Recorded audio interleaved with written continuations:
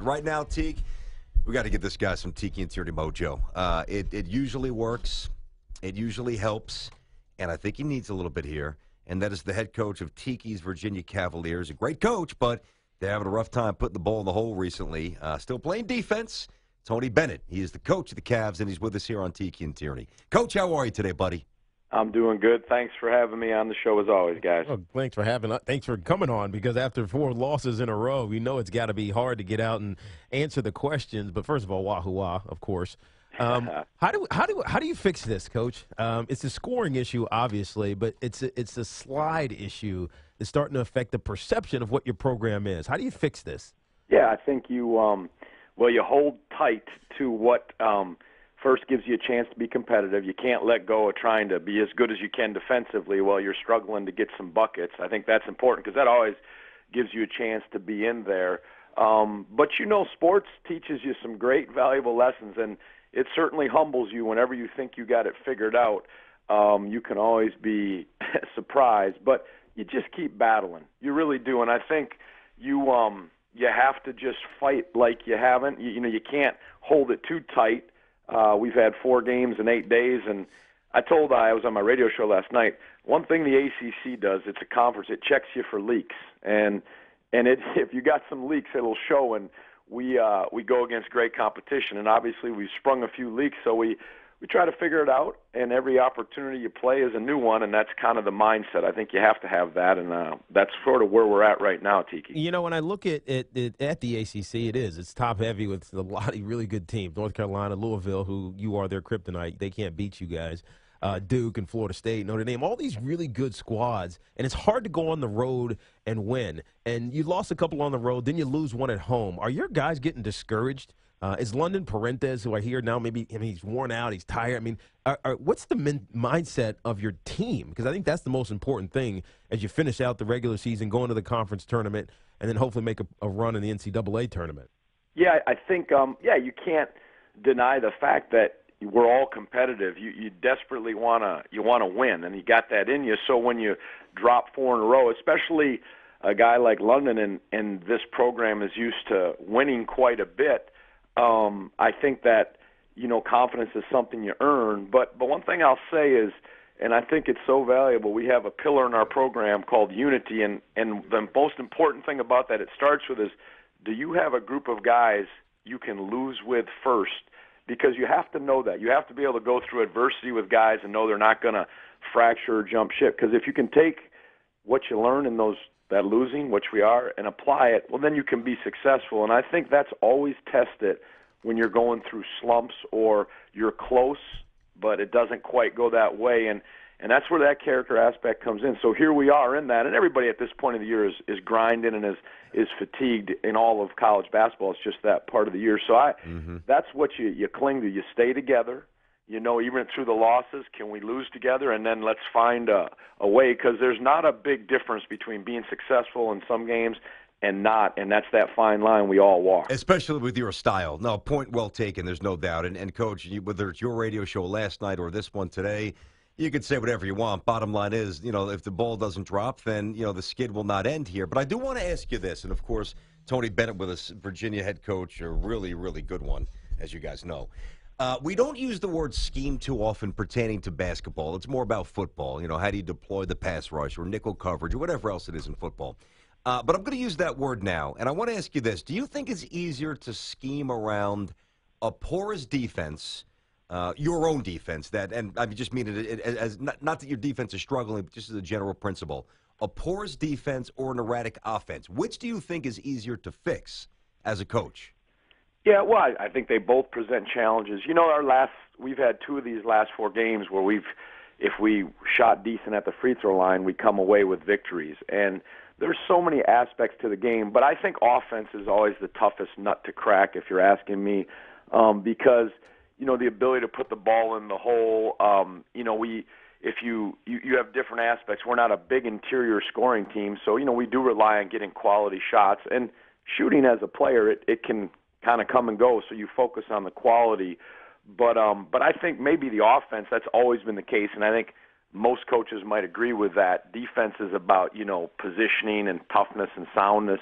And offense sometimes comes down to, sometimes it's individual ability, but sometimes it's just, is that ball going in? So, right now that would be, because we're probably struggling a little more with putting the ball in the basket, but that's probably from a scheming standpoint would be my answer. Yeah, no, you definitely are. And what do you change here?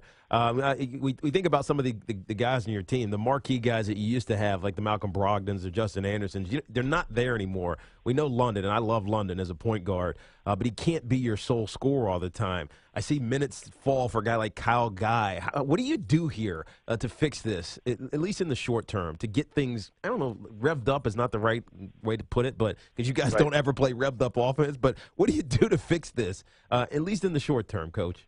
Yeah, on a side note, we retired Malcolm Brogdon's jersey before the Miami game. That was a special night, and he's doing great in the NBA. But I think, we have some guys these are new roles, even some of our guys that are in their third year, they haven't been in these spots. And then we got some young guys, and that's part of the growing curve. We started out so well the first probably two-thirds of the year, and now we're sliding. So you keep, like I said, you hold fast to the defense. You make little adjustments, but you can't make wholesale changes. You look at, again, these little adjustments, and you're just hopeful that you can, get back into rhythm on certain things and find some answers and gain some of that success that you had before. It's like I said, it's always been close, and the little things matter in these situations. So you just keep kind of grinding away on those, but also, you got some depth, and you hope some guys can find their stride with their shooting and all those kinds of things. Who is that shooter, Coach?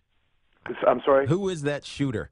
Who's that guy? I think we've had at different times. That's what's been unique about him. It's been a strength, and maybe it's been something that's been uncertain because it's really been different guys at different times. So we haven't had, when you're a first year or young, this is a whole new experience, and it can come and go.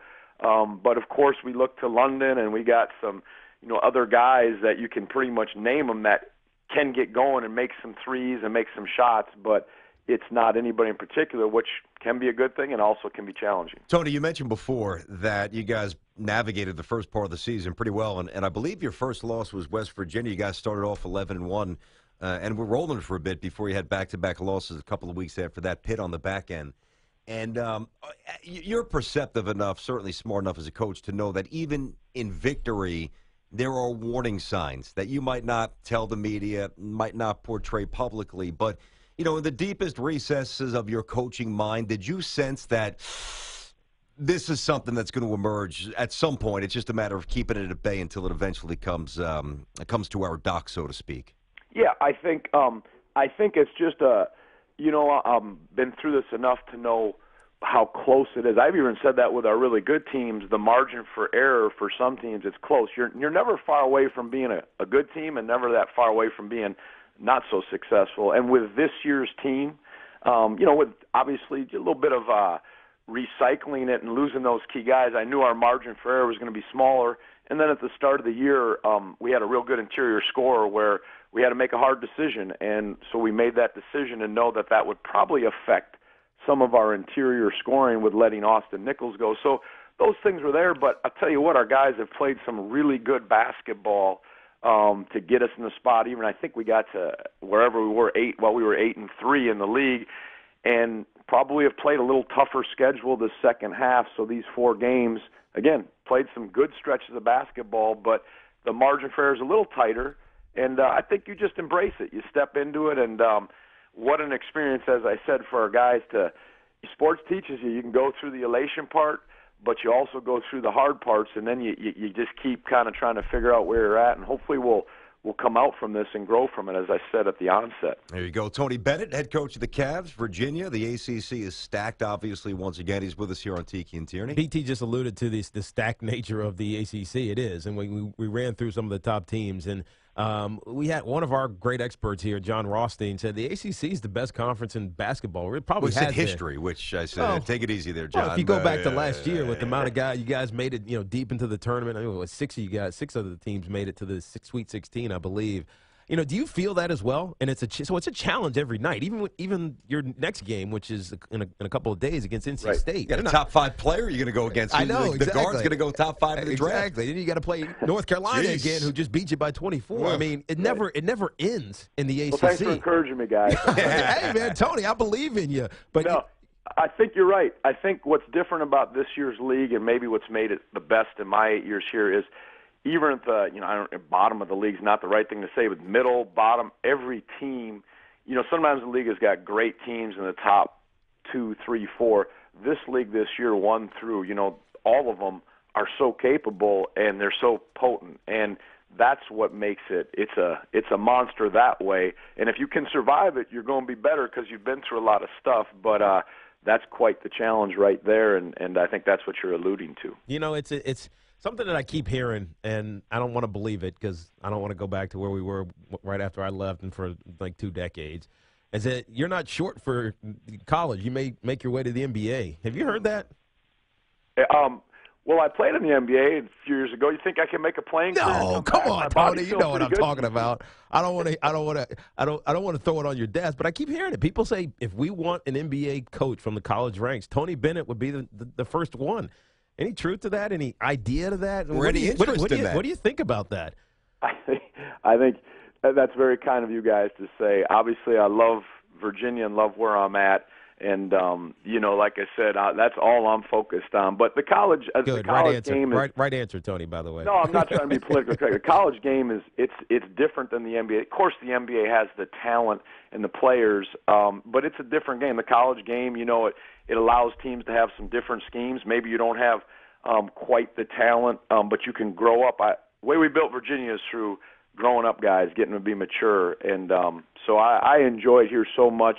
And I enjoyed my limited playing career there, and I love the playoffs. But you're talking about 2 different animals. I hear you, and I'm glad you said you're staying. Also, a lot more money, Coach. Stop. We have great assets down there for UVA. Don't let him talk you into anything. Hey, listen, if Tiki would finally start contributing to the school and donate, him and Rondé, maybe they can give you a few more million, keep you around there, Coach, for a couple of more years. I'm very well taken care of. We know you are. And listen, I looked back at your resume. Obviously, I remember the Washington State days. I didn't realize some of the records that you just, in succession, 26 wins. You could flat out coach, man. And everybody knows it. I think we really expect, even with some of the offensive limitations, you guys will get this thing going again. So, and now you have the Tiki and Tierney mojo, so you're definitely going to beat NC State. I like it. All right, brother. Good deal. Coach, we appreciate you joining us as always, and keep going. Obviously going through a rough patch, but we're all behind you. At least all of us alumni are behind you. Thank you for having me on, and I really appreciate those words.